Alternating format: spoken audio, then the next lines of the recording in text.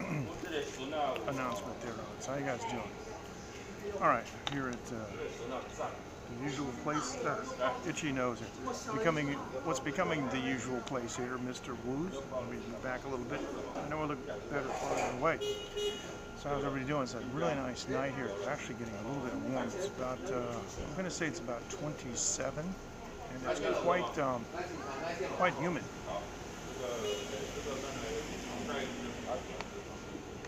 Right on the street, and as soon as I pressed the go button, a couple of customers came up, and they seemed to be kind of a funny bunch. So fist bumped everybody. We're broadcasting simultaneously on YouTube, Twitter Live, and also on Twitch. And so this always happens. I get on the air, I got an itchy nose or something, so at least I'm not combing my hair. Drinking some water. And tonight, for change, I decided to have a little bit of bush beer. Okay, and these are the large bottles that they serve here in Taiwan. I gotta say the other day that the Taiwan beer is 600 milliliters, and I guess this one is too. I'm not sure. But normally they use a glass.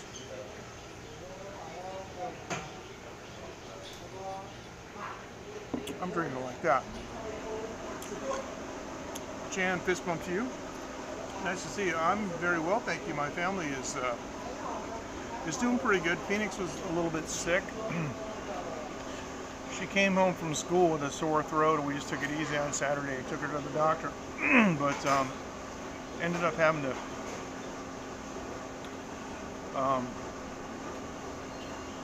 take her back, to the clinic. But she's doing okay.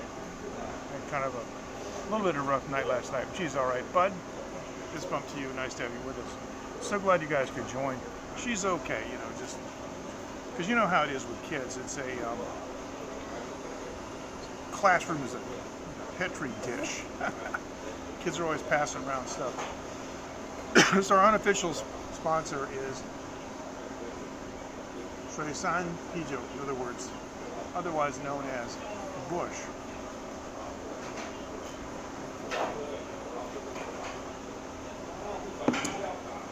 All right.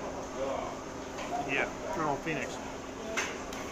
Now, I want to follow up, and I'm really glad that you're able to join us this time, Jan, because last week I talked about my wedding, and I showed, it's because it was our anniversary this past Wednesday, right? And I showed everybody the cake that I had got. I talked to her with Phoenix, and she decided she wanted to get a cake, and so I made the arrangements that we put her name on it. I was going to follow up. I found a bunch of pictures, and I finally actually found that video.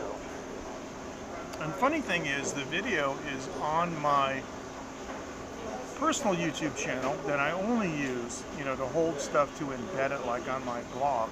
And this video, I didn't realize, had like 4,800 views. I haven't looked at it in 10 years. So, excuse me, it's not even on a channel that I promote. It's my highest viewed video. So I'm not going to show on YouTube. I have the actual video on my phone that I'm going to show you in a few minutes. Let's talk a little bit about what's going on domestically here in Taiwan this week. Now you may know that Taiwan has very few COVID-19 cases.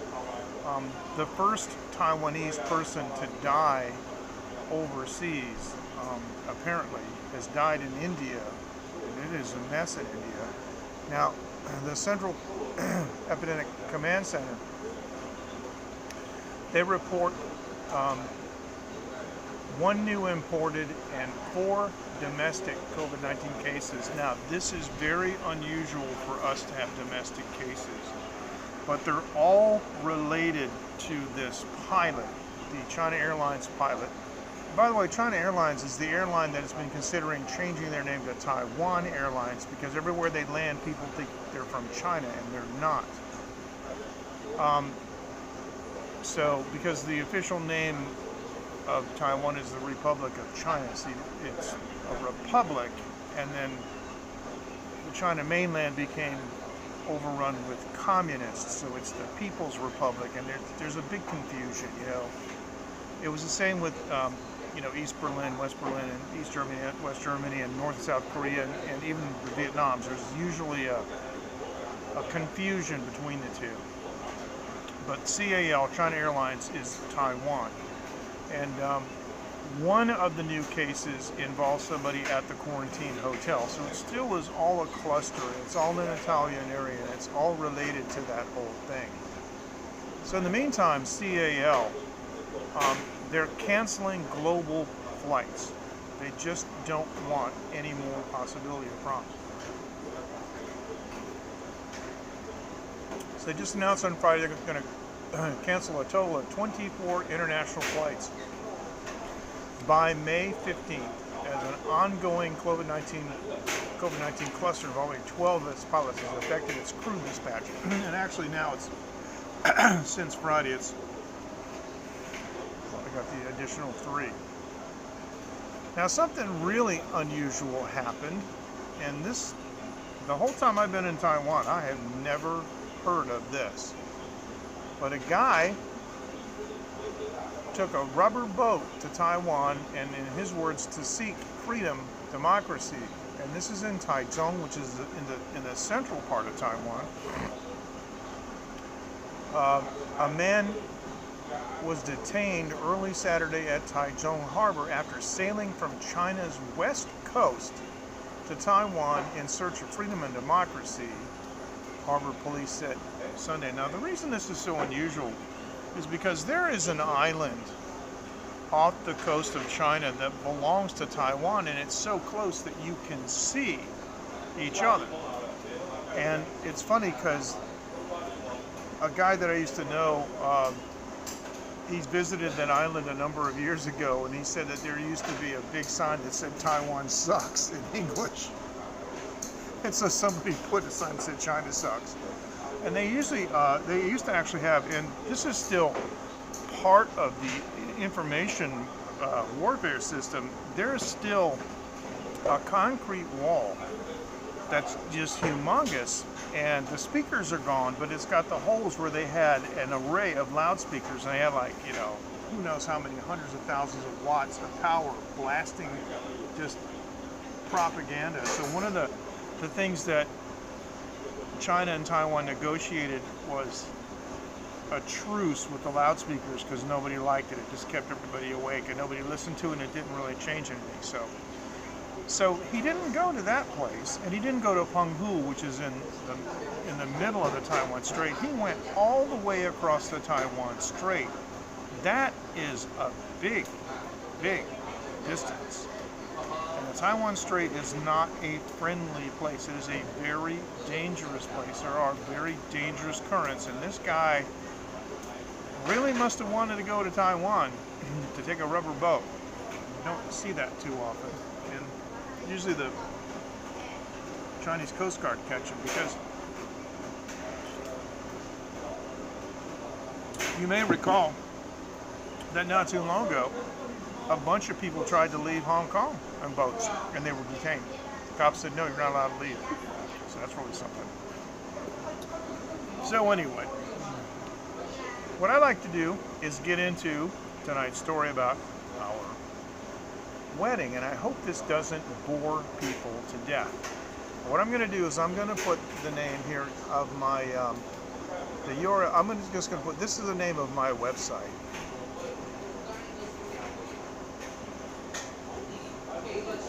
And, okay, yeah, it's USA. This is a very unusual name. It's hard to remember unless you do the, you know, come on, I want to, it's this, yes. Okay, now, what this is this is the NH, hey, thanks Colby, nice to see you, man. If you look at that URL, it's the NH Bushman. Now, Colby just came on, and it's okay as Colby. Colby was actually my roommate in New Hampshire back, what, 20-some years ago, right? Like exactly 20 years ago. And I did a lot of field work, and I would normally wear bush clothes, and I still wear a lot of bush clothes here in Taiwan. They're very comfortable, they're excellent for travel. And so, because I was in New Hampshire, they used to call me Bushman. This is kind of a joke, and I would do a lot of field work, radio field work, and I was in the bush a lot, so they just call me the New Hampshire Bushman. So that's what that is. That's the newhampshirebushman.com. That's my blog. Now my blog is not active, but all the stuff is still there from back in 2005. And if you look at this website, nhbushman.com, there's no SSL cert. There was no, there was no security, no SSL security back in those days. And it's a blog. I didn't bother to put one, your Chrome will say, oh, it's an insecure site. Who cares? It's just read it. It's just pictures and text. Anyway, search on the most amazing day of my life. It's easy to remember, the most amazing day of my life. And you will see the story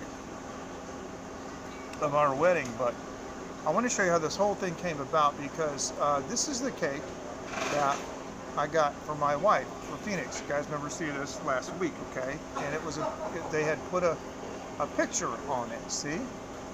And it's really, really cool. I really, really like that. And the picture that they put on it is down here. It's this picture. This is the actual picture. This is our wedding picture. We got taken back in 2007. Now, I'm going to tell you something. I dyed my hair and my beard because I wanted to look my best. And a lot of men do that. My wife's father dyed his hair for the wedding too. Didn't want any gray hairs. And a lot of men do that. And one of the reasons that we do it is because I was already gray haired, right? And so if you looked at the pictures then, look at the pictures now, you would say, wow, this doesn't look like it was very long ago. So what I wanted to look like, I wanted to look like I was younger than I was, not because I'm vain, just because I wanted to dignify our wedding, and the family. And when I showed up with my hair dyed, I got nothing but approval. So thank you. But now you're not gonna. But now what I'm going to show you is stuff you haven't seen yet. So I wanted to do the setup. So I appreciate that, Jan. Thank you. So, I mean, if I dyed my hair now, I still have quite a bit of hair. If I dyed my hair now, it would probably take, maybe 10, maybe 15 years off of my age. But I'm okay with being the old guy. I really, really am. The old guy that knows stuff, So anyway, here, let's get into it. So we're going back to the day that we got married. So this is one of our wedding photos. And this is very unusual because I told my wife, and my wife she is, and I really thank you, but I think she's the most beautiful woman in the world, and I don't care how old she gets, she's hot to me. But one of the things that I'm going to say, my wife enjoys a certain amount of freedom from tradition because she has a foreign husband. And at the wedding shop, see, let me explain something, okay? All these photos are taken at a shop that has all these kinds of clothes already there. What you do is you go in and they measure the bride, they measure the groom. Now, in my case, I didn't rent any clothes. I just had, I had a suit that I had made for me. It was tailored specifically for me. I had it made for me, and I just wore that. But my wife went in and they measured her, and they had racks and racks of different kind of clothes, and all she had to do was pick out like 5 outfits, and they would alter the outfits for her. And so this is very unusual because it's black, and black just kind of is almost like a taboo color in Chinese society, so is white. White means death, but black is usually like bad luck.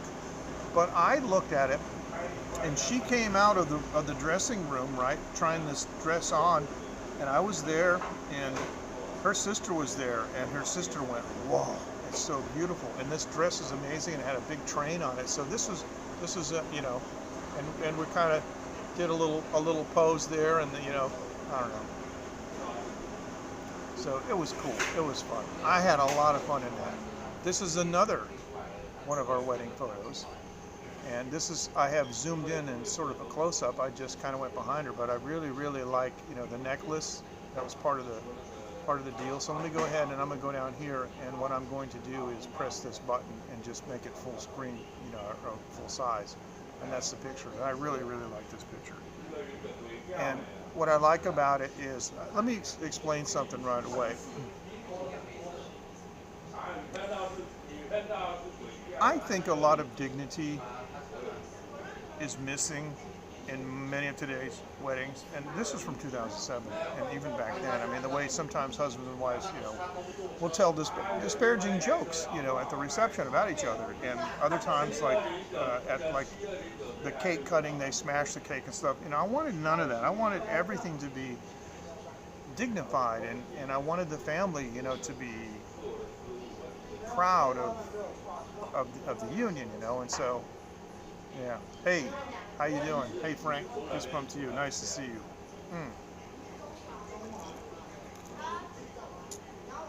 So we're just getting started, Frank. This is great. Good to see you.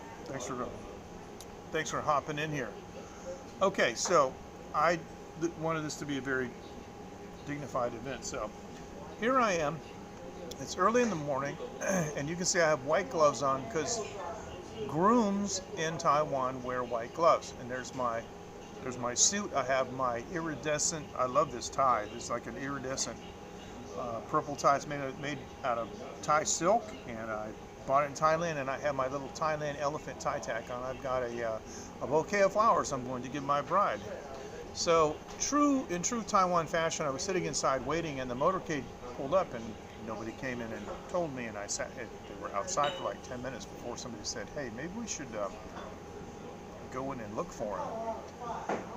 Because this is the Ambassador Hotel, and people get married all the time, and I don't know one motorcade from the next. So I get in the car and I drive to my wife's parents' house, and I'm getting out of the car, and the gentleman on the right is a family friend, and he took a lot of pictures, and the lady with her back to me is my wife's older sister, and I've got my I've got my bouquet and stuff. Now what you don't see is, in Taiwan tradition, I have to give some gifts, and so my wife's sister's son was there, and he was very young at the time, and I had to give him some fruit or something. I think it was an apple and an orange or something in a little basket, you know. And so I'm getting out of the car, and when I get to the door, and this is their parents' house, and I have to knock on the door, and the kid on the right is Zeb. That's Michael Turton's son. He had a video camera, and that's Hui Ling, which is my wife's sister. Her English name is Julia. And so I'm not ringing the bell because I don't live there, you know. And so I come in, and the whole idea is I have to find my bride. She's hiding in the house somewhere. And so of course I was checking in the closets and the bathroom. They're telling me, no, she's not there. And I go, yes, I know, but I'm playing along with the game. And so finally I find my wife in the bedroom, and she's the most beautiful thing I've ever seen. And I give her the flowers and a little kiss, you know. And then she stands up, and it was like a press conference. Everywhere we went, lots of pictures. And this is my mother-in-law, and you see she's holding my hand. What she's telling me, I'm giving you my daughter today. And that was a really special moment.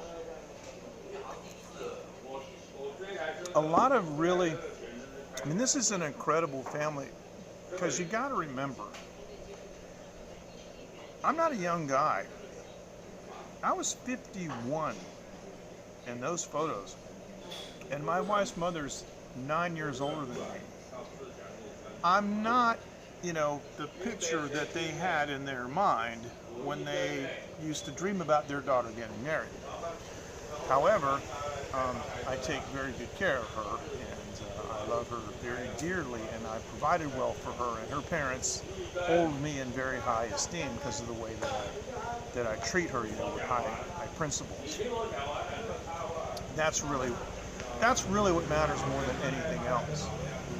So you can see how happy my wife is. We're getting ready to go to the courthouse, because the interesting thing is, most of the people in Taiwan are Taoist, and they don't really have weddings at temples like that. In Taiwan, we have the household registration system, which comes from Japan, and they use that in China too, where every house has a registry of all the people that live there. And there's a marriage registry. See, in the United States, we never think about this because there's no marriage registry. Like when I got married, I had to prove I was single. And there's no way to do that because there's no marriage registry in Taiwan. So I was divorced before, so I had to like produce divorce certificates, and I had to go to the embassy and swear, on an affidavit under penalty of perjury that I was single and free to marry and stuff. Here in Taiwan, it's called a hukou, kind of like the town I live in. Hukou is the name of my town, but so it's very easy for somebody in Taiwan to show their family history. And so we're on our way to the courthouse because weddings are mostly secular, but not before we have to do a couple of things. First of all, mother-in-law has a special necklace that she wants to give her daughter on her wedding day. So this is Ma putting the necklace on, and this is my wife's other sister. She's actually changed her name, but she's called Ping Chen, and her English name is Stella. And Stella was, I have to say this, Stella was incredible. I mean, she was such a huge help doing everything, and just it was amazing. I look back at these pictures and I realized, I got to thank her again for all the help she gave us. You're going to see. And so then my mother-in-law had a gift for me too. Now remember, I got these gloves on, but she had a gold ring made, and she had it sized for me, taking into consideration the gloves. So it actually fit on my finger with the gloves, and I still have this gold ring, and I treasure this gold ring.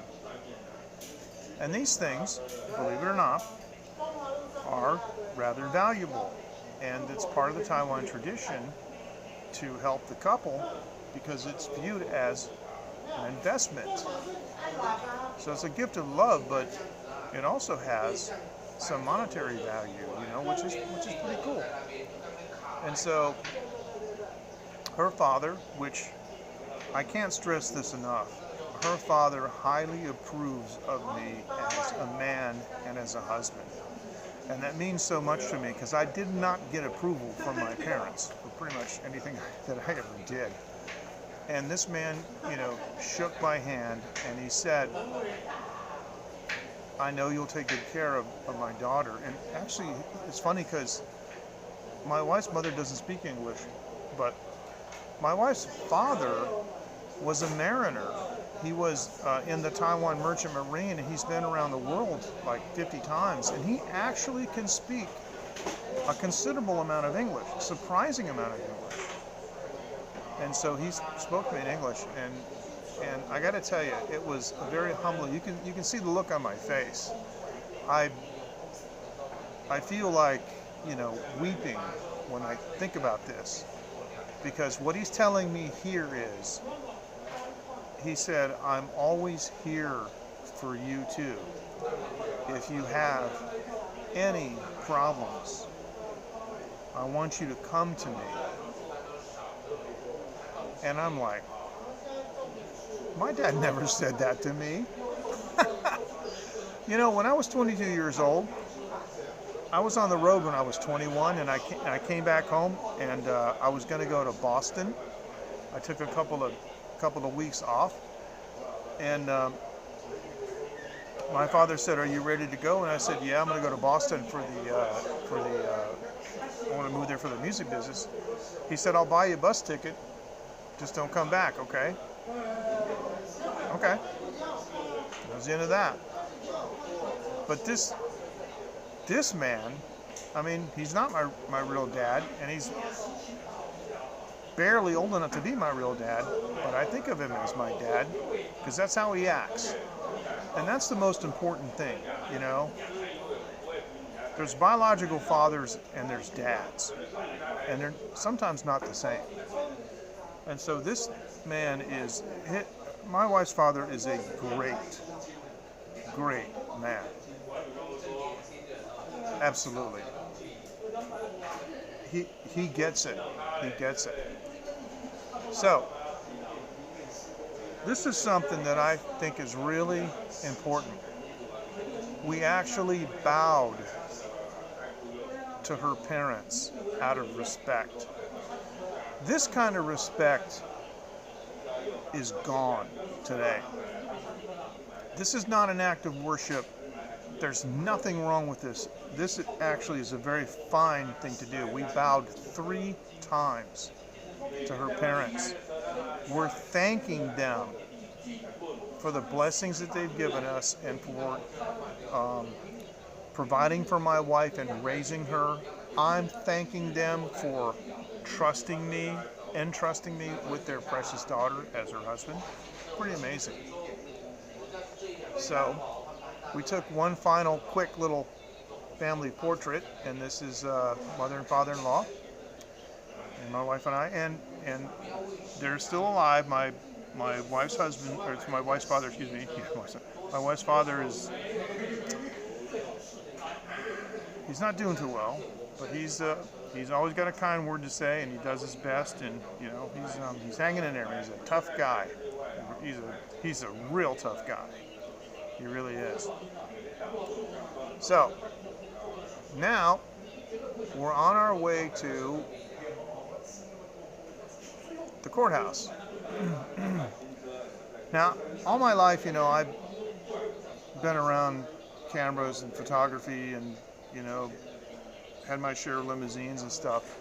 But my wife's not used to attention, and we arrived in separate vehicles because we're not married yet. See, we ride together after we're married, but we ride separately. And she rode in one car and I rode in another car. And this is my wife's sister. My wife's sister, look, she has 2 bags. She has my wife's bag and her bag on her shoulder, and she's carrying the train of my wife's wedding dress. This is nuts. This woman is like superwoman here. And my wife gets out, and there's at least 3 photographers taking pictures. It's kind of like a mini paparazzi, and she doesn't know what to do. But it was cool. And I included this next picture because I wanted you to see the train, that she had, the train of the dress. This is really cool. All right, now.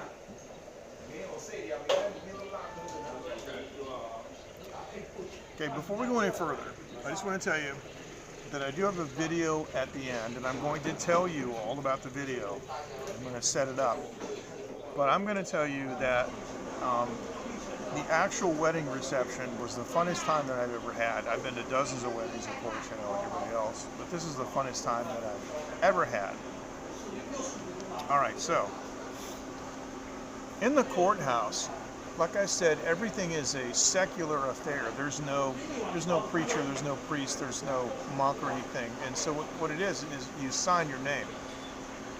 And because you're entering, it's a legal matter, and you're entering your information into the system. And so here I am with my white gloves on, and I had a really high quality pen, and I signed my name on the marriage certificate right there. And the interesting thing is this is Kaohsiung, which is the second largest metropolis. It's like the Taipei of southern Taiwan. And so there's a high degree of English proficiency, and I had asked for an English copy. So I signed 2 Chinese copies and 2 English copies, which came in really handy because later on I had to prove that I was married, to the embassy when our baby was born. I had to prove that we were married, and I had an English copy of the marriage certificate, which saved me from having to get it translated and notarized and all that stuff. And so here we are in front of the magistrate. And this is an actual magistrate, same as it would be in the United States. This is a type of a judge. And the funny thing is there were 20 couples that day. If you go to my blog and you look at there's quite a bit more detail. There's hundreds more photos, but I think it was 20 couples got married that day because Taiwanese believe in auspicious days. They believe in special days. This was a special day. I couldn't care less. I just let them pick it, whatever. And it was kind of an en masse thing. They had like 5 at a time, so 5, 10, 15, 20. And she goes down and she asks the question. She asks, it's basically the same wedding oath. You take this person to be your wife, take this person to be your husband, kind of thing, right? And I was expecting the magistrate to ask me in Chinese, and I had my brain set on Chinese. And when she asked me in English, it took me a second. But I said, "I do, Your Honor," which is the proper term that you use on the magistrate. And boy, you should have seen her beam, a smile on her face. I scored some serious style points right there just by calling her Your Honor. So that was cool. So just remember that. So now here again is more of the honor. You marry a woman and you bow to her and she bows to you. Now this isn't, some kind of stuff like feminists try to say, oh, you're subjugating her or something. Absolutely not. See, she's bowing and I'm bowing too. And I'm bowing just as deep as she is. This is a respectful bow. I think this is so cool. This kind of stuff is missing. When's the last time have you ever seen a couple bow to each other like this? Yeah, it's amazing. Now, here's the thing. I got gloves on. My wife's got gloves on.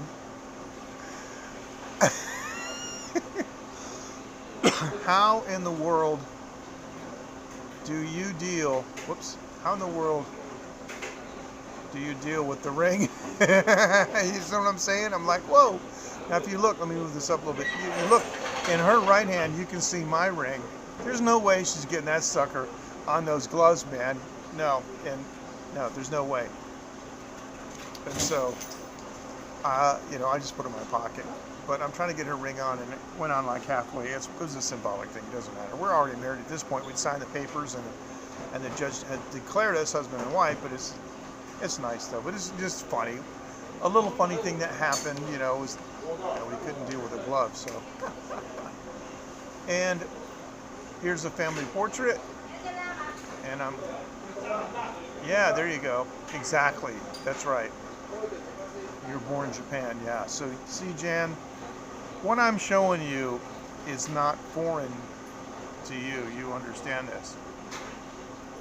Here I am showing this thing like I just signed a deal, with Pixar or something. But I was very proud of this, and I held up our marriage certificate.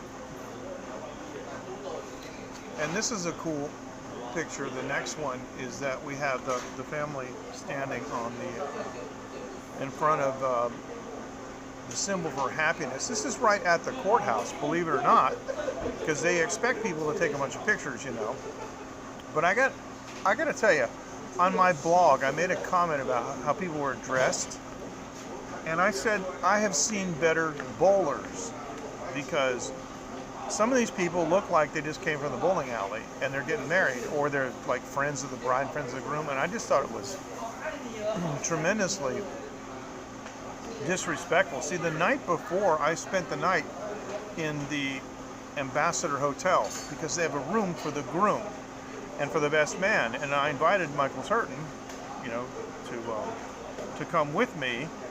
There isn't actually a best man in this wedding. But he was my photographer, and of course, the next morning I got up and we went out together. Of course, he had a suit and tie on, and there was no question in my mind that he was going to be dressed like that. This is how he is. But so many people were wearing like I don't know, it's like stretch pants and stuff. It was just really weird and undignified. So here we are right after, and it's starting to sink in. Yeah, you know what? Hey, we're really married. You know how that is. You guys who are married, you know how that is. And then Michael Turton took this picture, and I was kind of this is a picture. This is my favorite picture of us together, and I can't thank him enough for taking this picture. I'm going to enlarge this so you can see. Look how my wife is looking at me in this picture. I mean, whenever I'm angry at my wife, I look at this picture, and I'm not angry anymore.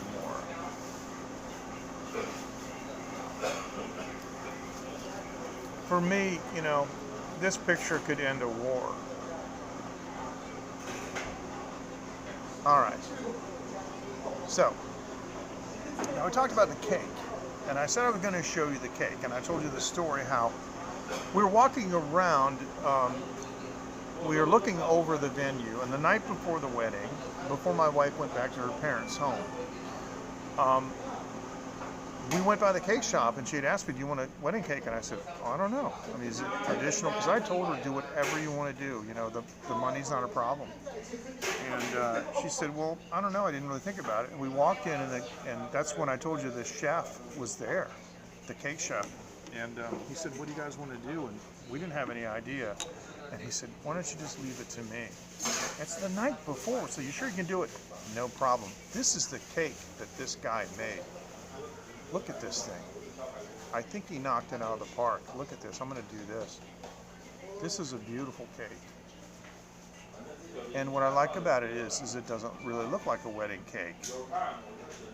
With the fruit on it and the chocolate and stuff, it doesn't look like it's a very dignified cake, I think, but it just looks so appetizing, and it was a huge hit. People were just, you know, they were very interested in it. You see all the kids, you know, coming up there, and that gentleman there actually married my wife's younger sister about a year later, or less than a year later. Yeah, I know. It was quite grand, and the thing of it is, right, is the guy did it like the night before, you know, and the thing on the top, you know. And after the wedding reception was completely over, they even gave us another little cake to take home. Did I shed tears on those tears? That's a good one. Tell you what, I shed tears when I saw how beautiful my wife was. But that's how it's supposed to be.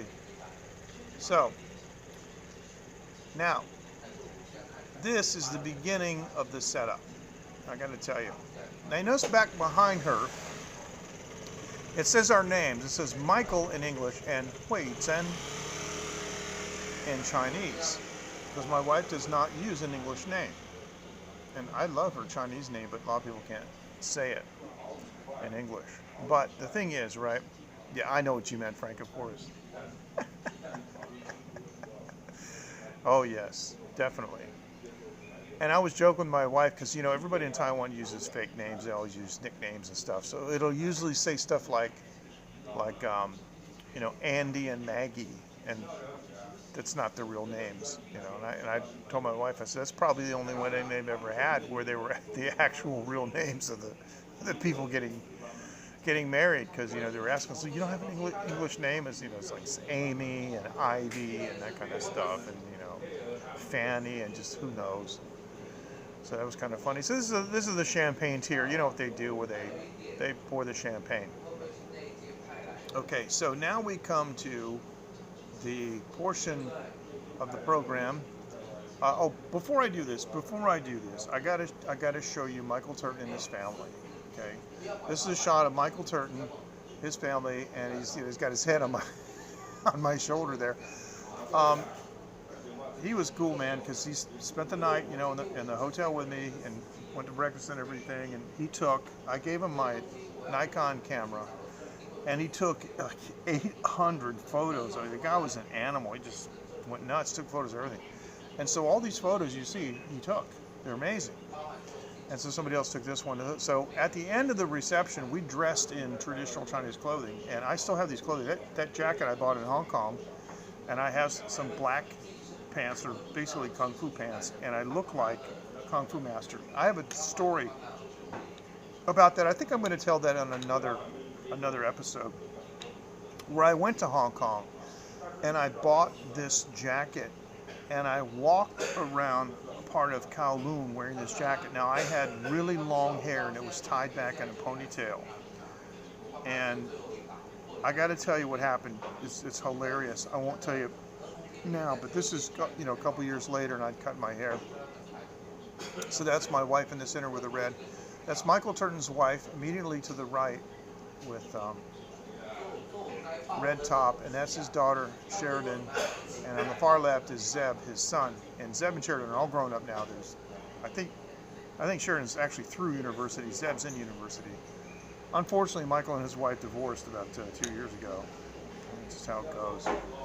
But he was a big help to me, and he's the one that set me up, because what happened was, this is a picture of me with a microphone in my hand as I'm singing a song. Now the gentleman sitting to my right, to my left, if you look at the right in the picture, the gentleman with the blue shirt and the tie on is Charles Yap.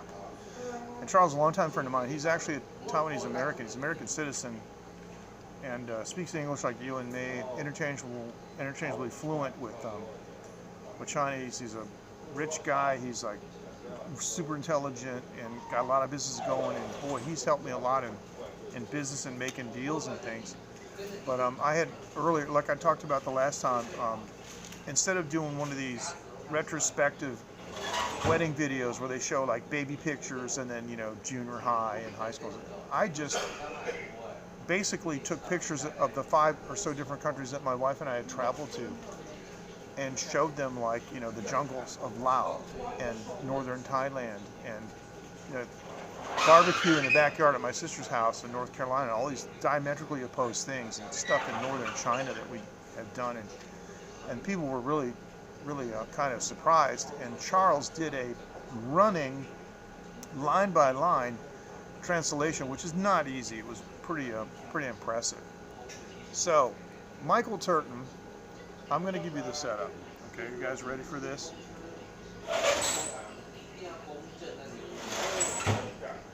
Now, you have to tell me if this is boring. And I think I'm going to go get another beer. Now, these guys are in here. I don't know these guys that are in here. Ordinarily, I would take my gimbal. I would just walk in there and show you the guys who I know. We're over there, and they have left.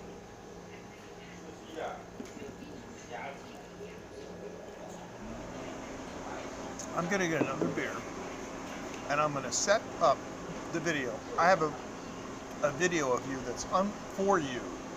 That's unbelievable. You're not going to believe it. And you just got to let me know if you're bored. So what I'm going to do is I'm going to get up, and I'm going to shine this over this way. And I'm going to walk in. I got my man bag. Let me take off my gimbal case. And I'm going to go grab another beer. I'll put my mask on. I'll be right back.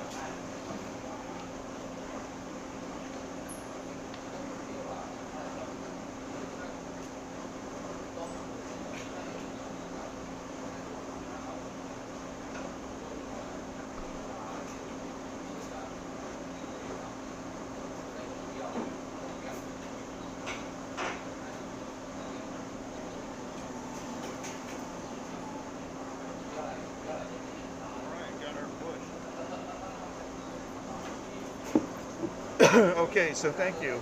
We can't pause. These aren't edited videos, and I don't have a crew with a control room and all this stuff. But let me set this up for you. In the video, my wife and I were doing this thing. We're pouring the champagne, right? And of course what they're going to do is they're going to have us do, the interlocking arms kind of thing, right? Which is cool. But the music was so loud. People don't understand. Everything in Taiwan is loud. Loud, loud, loud. Hearing loss and tinnitus is a huge issue in Taiwan because everything's loud. Like you hear this fan, this, exhaust fan. Well, people think I'm kidding, right? But let me tell you, I carry earplugs with me everywhere I go, and I wear them. The trash truck comes, I put them in. You know, I go to a movie theater. The movie theaters here are so loud, it hurts my ears. And so Phoenix even has a set of earplugs. Anyway, just because of how it is, people think music means high class. Background music. They think background music means high class. This is like a holdover from the 50s when things were just starting to develop. This is just a perception, right? So you'll go to a place and they'll have background music on, but it's cranked. It's so loud you can't even talk. I've gone into restaurants and I'm like, can you turn the music down? They're like, why? I said, I want to talk. And I'll demonstrate it by trying to talk to them. They said they can't hear. And I go, yes, because the music is too loud. So, I know. That's my wife's sister's, that's our nephew, that's my wife's sister's kid. He was just fascinated by that. And I have shown that to Phoenix. And she finds it fascinating too, how you poured in the first glass and it pops down to the next four and then it goes out and to a pyramid. So yeah, that's really funny. So yeah. So in this video, you're gonna see the MC talking, and believe it or not, I can't understand any of the Chinese that the MC is saying. It's some kind of grandiose speech, some kind of use of Chinese language that I don't know. And it's so loud. My wife's trying to talk to me. She's saying things to me and I'm not hearing her. So I'm going like this, And they're like, I'm going like this. I'm trying not to go, will you stop the music? I'm just going like this, right, a couple times. And my wife, and so then you'll hear the background. The guy holding the camera is my wife's cousin, the guy who owns the dental clinics in Taiwan. And he says, just Wang Ding Xia, and he tells him, hold the music. And my wife finally tells him in Chinese, and they cut the music. I think they were expecting me to make a speech. No, I just didn't want to hear any more stupid music. It's just too loud. But then what happens? See, in the video, you're going to hear Michael Turton in English. You're going to hear him say something about singing and about karaoke. Michael Turton's Chinese is very good. And he's talking with my wife's cousin, who we call Daga, which means like older brother. So he is talking with Daga, and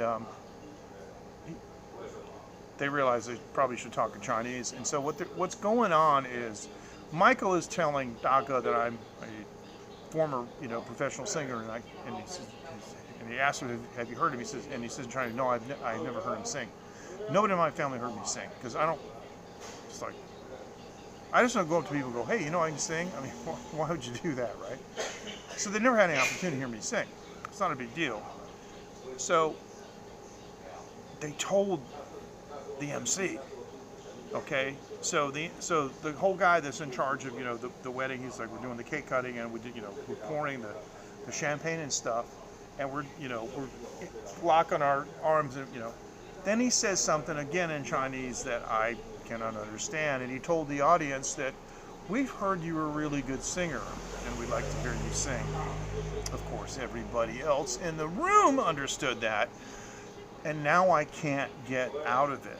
So this is the whole video, so now you know the setup. What I'm going to do is I'm going to mute my microphone so there's no interruptions and you'll hear only the audio from the video, but please feel free to make all the comments that you want. So bear with me, I'm going to stop the audio from the microphone now.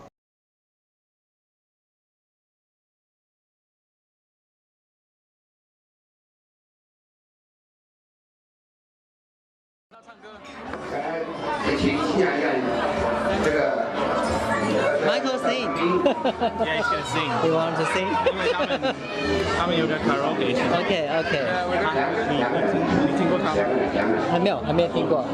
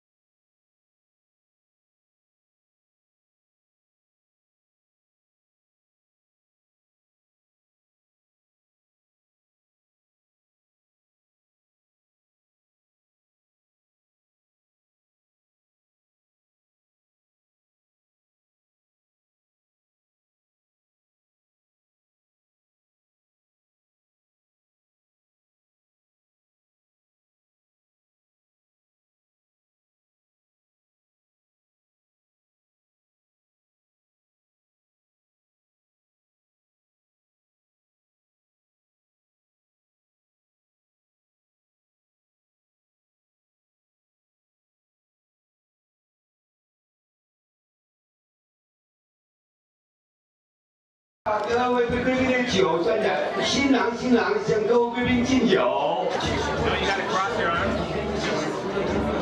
好，交杯酒吗？把杯酒举起来，举起来。 Please cut the music。音乐停一下，音乐停一下。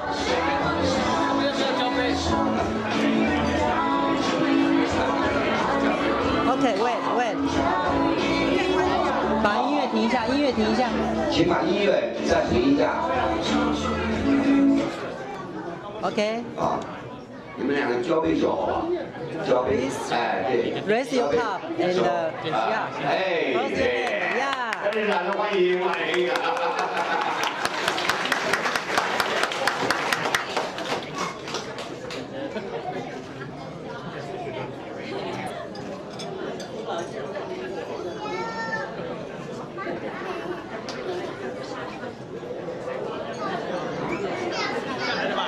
各位贵宾，我们请新郎给我们高歌一曲，好吗？ Michael, we just heard that you are a good singer. Please give a song, okay? They can sing, right? Yeah. Just give you. You just get by your friend, you know? You just heard from Marco. They got the standard book song you want. They got the standard. Okay? 3 pages of English songs. Mama, mama. Yeah. Please. Okay, How? Once again, okay? 再拍一次手好不好？Okay. I will give you the microphone. Yeah. Yeah. 我不会唱歌。You are good singer. I believe.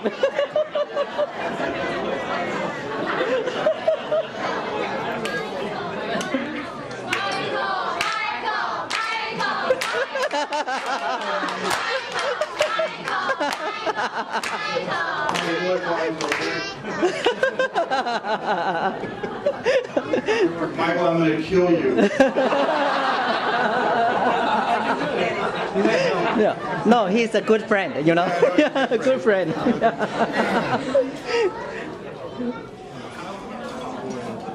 Music, what kind of Did song? you have to sing at your wedding? This is the only wedding where I'm the groom and the entertainment.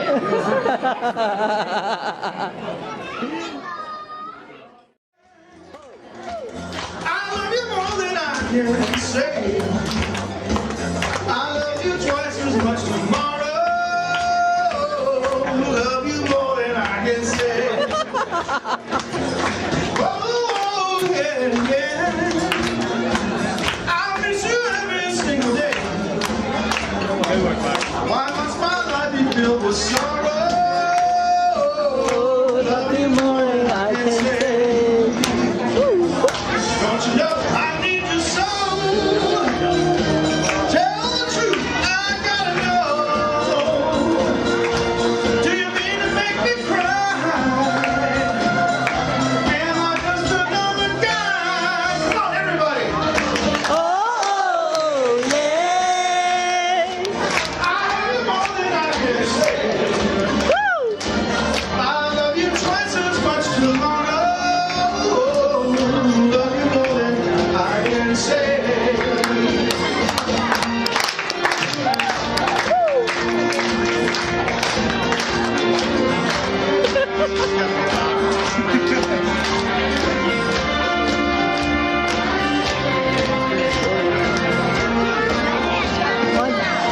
Don't you know I need you so? Tell me please, I gotta know. Do you mean to make me cry? Am I just another guy? Come on. Oh, yeah. I love you more than I can say. I love you twice as much tomorrow. Oh, love you more than I can say. I love you more than I can say. I love you more than I can say.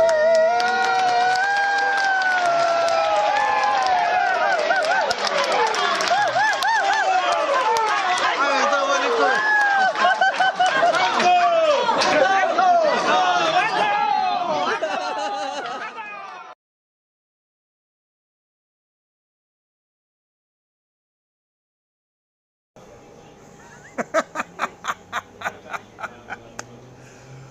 got to stabilize that video. I got to do some editing and stabilize that. That was shot with the handheld digital camera, so that was hilarious. And the thing is thank you. That's pretty funny. I don't think you've seen that before. But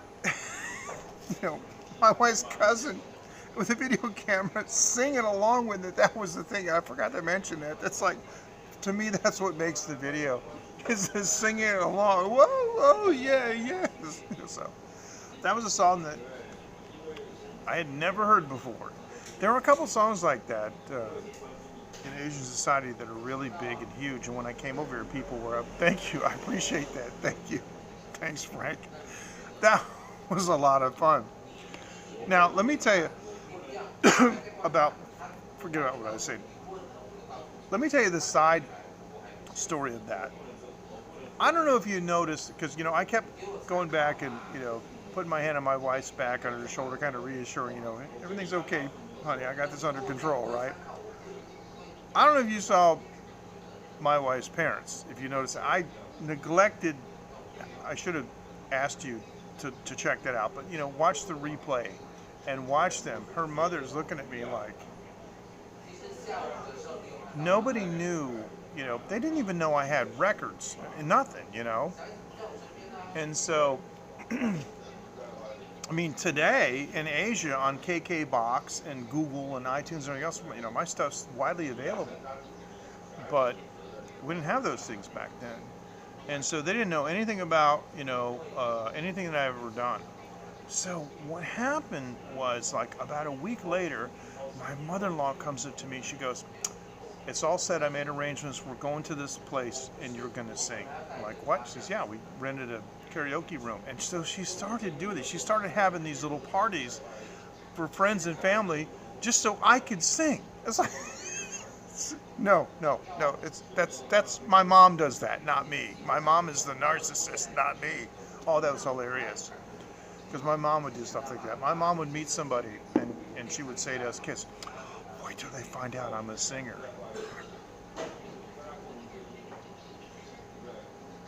If I ever get like that, you guys have my permission to delete my channel. So that was like the highlight of the night. And that video is hidden away on my personal channel because it's embedded on my blog. And I found out, just because I was looking at it, I haven't looked at it for a long time, it has the most views of any video I've ever done. It's like 4,800 views or something like that. I think on Taiwan Live TV, I got a couple of videos that are like 500 to 1,000, depending like on something about the earthquake and all that. I don't care about views. What I care about is viewers, you guys. I got a very small, very loyal group of followers, and I love you guys dearly. And I don't care about, having 1 million followers. Thanks, Jan. Thank you. Taiwan weddings are really interesting. Michael Turton has written about this on his blog too. By the way, for those of you who don't know who Michael Turton is, he's a Taipei Times columnist. He recently interviewed me. It's on YouTube. It's called Taiwan Report, and he interviewed me about business and things that I do in Taiwan. You need to do things the Taiwan way, or it just doesn't work. And you can't use like different countries' methods and standards here. It just doesn't work. And so that's enabled me to be very successful in business by, and it's also taught me patience. And I'll get into that in just a second. But I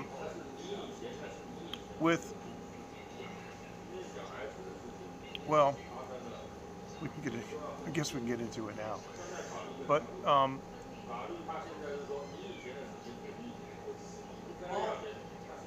yeah, okay. I'm just trying to organize my thoughts, and I know I was jumping around a little bit because I was talking earlier about some of these songs. There are songs that like when I came to Taiwan, people would say, "Do you know Beautiful Sunday?" No. And they're like, "You don't know Beautiful Sunday?" Beautiful Sunday is a huge song here by a guy named Daniel Boone. I looked him up on YouTube and I'm going, I think I heard that once, like in 1974 or something, and then More Than I Can Say, and that was made famous by Leo Sayer. It's another one. I'll tell you who else is big here is Lobo. Lobo is huge. Lobo did an album in Taiwan. I was with some Taiwanese guys the other night, and they asked me, do I know how to play any Lobo? I'm like, wow. When's the last time somebody asked you that? When's the last time somebody said, let's put on a Lobo song, right? Okay, but they're big over here. But anyway, so Michael is probably the most widely known political blogger in Taiwan, and it was through Michael that I really understood the dynamics between the KMT and the DPP, the two major political parties here, and the effect, with China and on Taiwan. And so, yeah, let it go viral. I hope so. And so, I don't get involved in partisan politics, but I try to understand partisan politics. So I want to understand like the impact, on my life and things, with China and so forth. But don't believe everything that you hear. I'm telling you, I'm on the ground here. We have the semiconductor industry here, like locked up. So I hope so. I mean, I would like to encourage young people to be more respectful of each other. But I was going to get into a little bit of that too when I took a side note with Michael Turton. But China knows that if they invade, they're just going to push the button and detonate the semiconductor industry. That would be the end of them. It would be the end of everything. So if you can imagine a political cartoon, it would be China invading Taiwan, and Taiwan has a gun to the head of the semiconductor industry. It's just not going to happen. Remember that no matter what China says, it's for the domestic audience, because the Chinese Communist Party cannot appear to be weak. They have to be strong.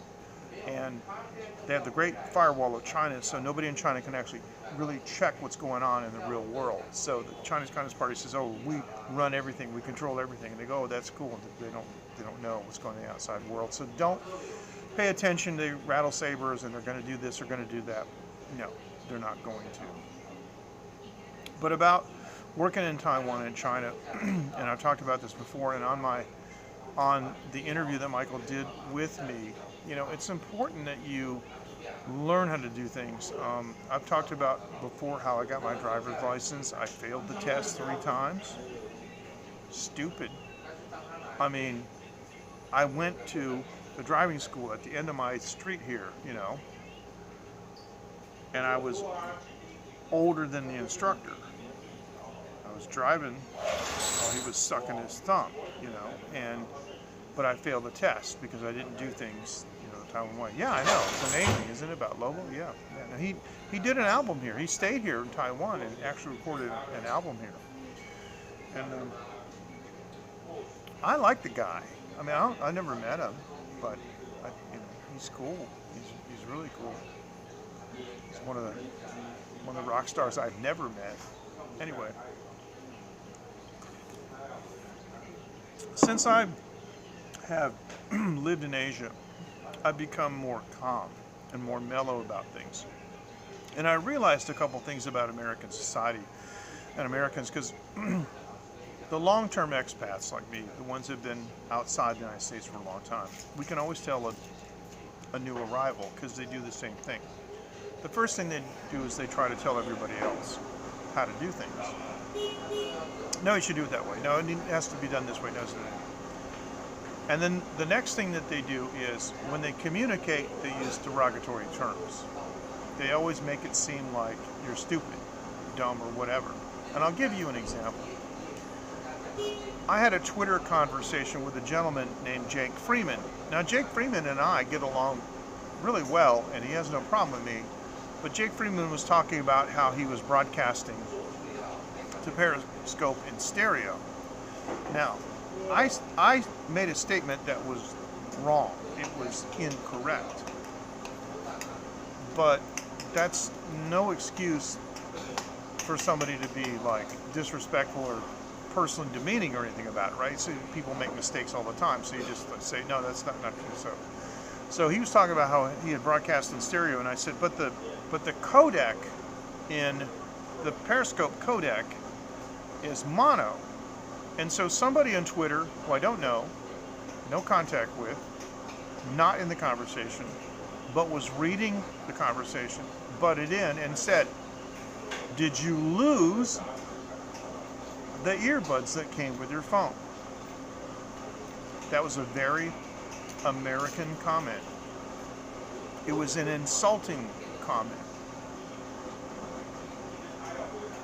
I thought about it and I replied and I said, if you have found some earbuds, they're not mine.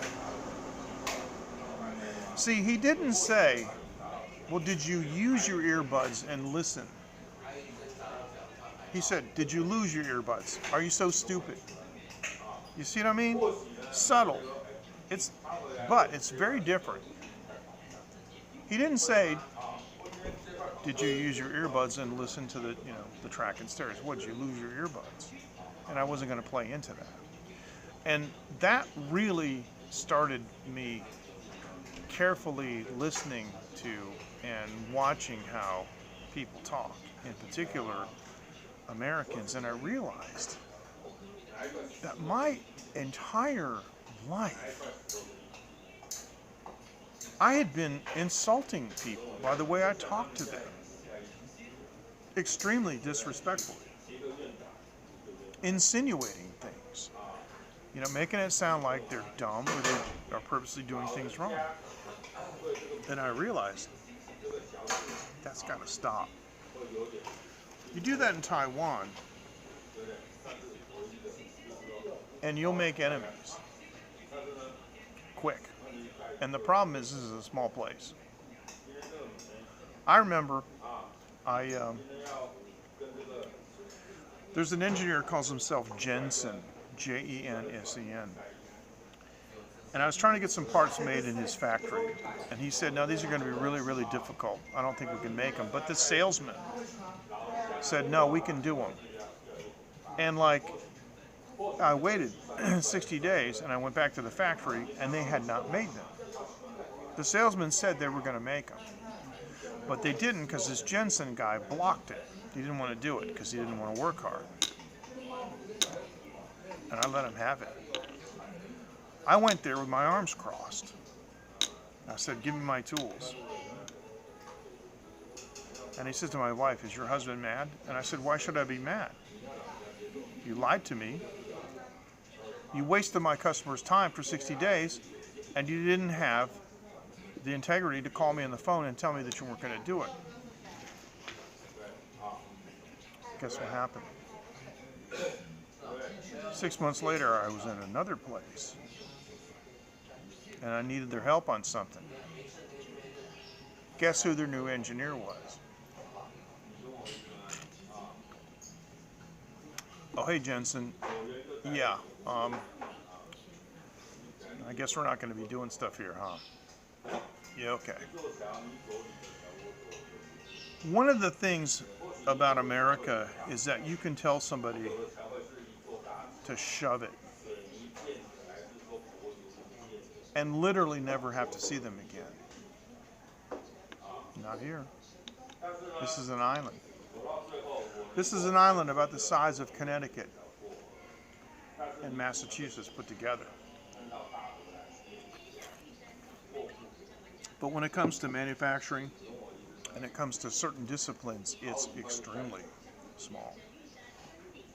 I happen to be very, very well known in the manufacturing sector, and because I wised up early, Jensen was like the last guy that I ever ticked off. I'd learned my lesson, and so now we sit down, we have drinks, we go to karaoke, we sing some songs, we have dinner, and we discuss things in a non-threatening, non-insulting way. And you say things like, look, I know it's a strange request, and I know I'm kind of weird, And I know we say in Chinese, gui mao. Gui mao means like turtle hair. It means somebody that's very finicky, very picky about something. You'll hear them saying, oh, ta, fei chang, gui mao. It means they're very particular about things. And it's in conjunction with another word that they say, ma fan, which means like troublesome, bothersome. But if you say, what's a dao, what's a gui mao, they won't fei chang, just ma fan. I know I'm a gui mao person. I know that I'm a very ma fan person, right? But I'd really like to know when you intend to ship my parts, instead of the demands that people make. And it makes for a much more respectable atmosphere of doing business. And it's a much more respectful society. And when you go back and you look at things like, for example, you look at, well, let's see.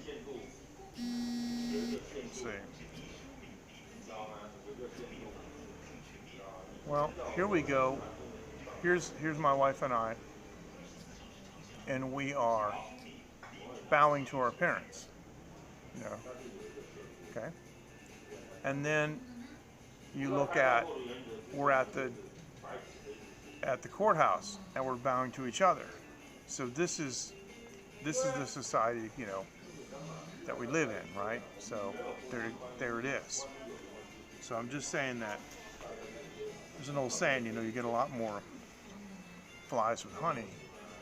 And Jan, this is, you're American born in Japan, and that as soon as and Japanese people are very quiet. Chinese typically are known for speaking louder and sort of Vietnamese, but when I was a young man, I knew a Taiwanese guy in America, and he was very, very, very soft spoken.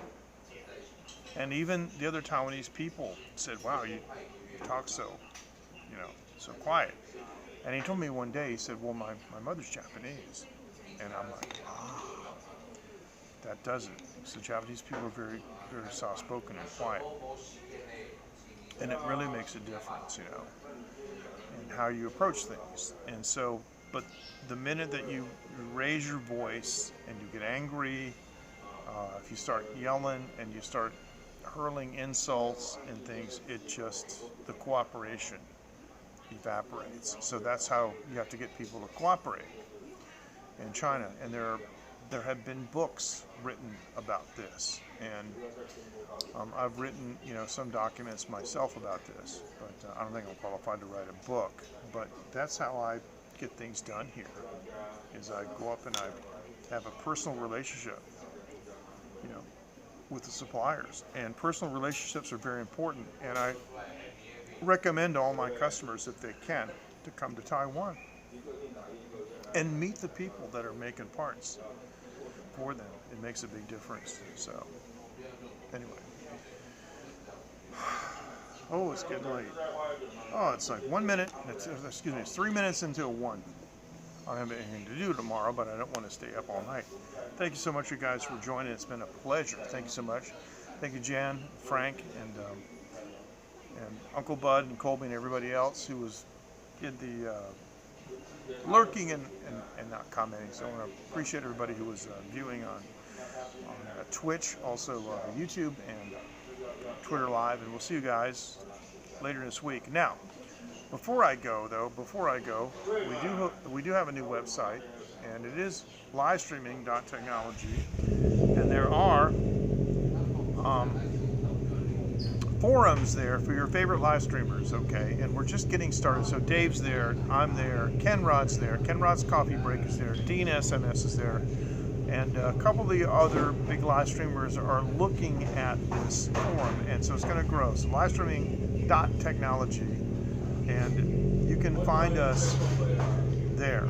And I'm going to post these pictures that I had tonight in this broadcast. I'm going to post them on Livestreaming Technology in the Taiwan Live TV forum, okay? And you'll see it because it'll be dated. If you go to livestreaming.technology, at the top is a calendar. There's some dates, and you click on the dates, like today's date, and it'll take you to the post about today's show.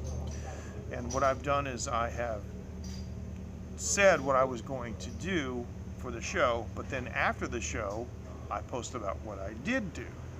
And so I'm going to add these photos. I'm going to add the video from from YouTube, from my other channel, so you can see this video anytime that you want. So please spread the word, let everybody know. It's just starting to take off. It's only been out for 2 weeks. We need content, we need streamers, and we need viewers to participate. So guys, take care. Thank you so much, and we'll see you next time on Taiwan Live TV. MJ Klein here. We're going to sign out. We're going to fist bump, and we're going to do this. The big finger. I've done this for a while. Take care now. See you guys. Thank you so much. Love all of you. Bye-bye. And that's a wrap.